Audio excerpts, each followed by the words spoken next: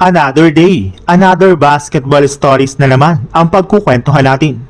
At ngayon nga ay pag-uusapan natin ang balitang nagpalakas na nga po agad ngayon ang Detroit Pistons at ang balitang may bagong super team na nga po ngayon, ang Los Angeles Lakers. Sa kagustuhan nga po ng Detroit Pistons na makabuo ng mas solidong lineup na makakapag-compete na ng mas maayos sa Eastern Conference sa darating na season, ay isa na nga po ang kanilang front office sa mga pinaka-aktibo sa loob ng free agency sa dami ng mga players na kanilang kinakausap at kinukumbinsing sumali sa kanilang kupunan. At sa kabutihang palad ay meron rin naman nga po sila dito agad na nasungkit na isang malaking pangalan sa katauhan ni John Collins na pinaperma nga po nila ng kontrata na umabot ng 3-year, $51 million contract.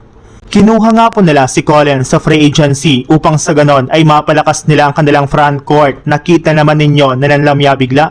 pagdating na playoffs. Yes, kumukuha nga po sila ngayon ng mga manlalaro na pisikal maglaro sa ilalim ng basket at kayang mag-absorb ng contact.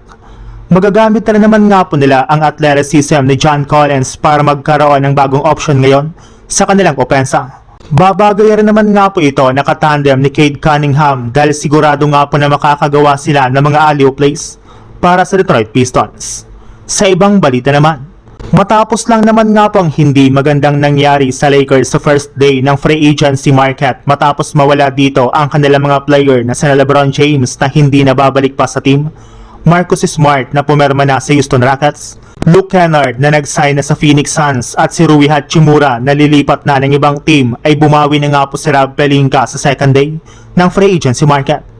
Inumpisan nga po nila ito sa pagkuha kay Walker Kessler mula sa Utah Jazz sa isang blockbuster trade.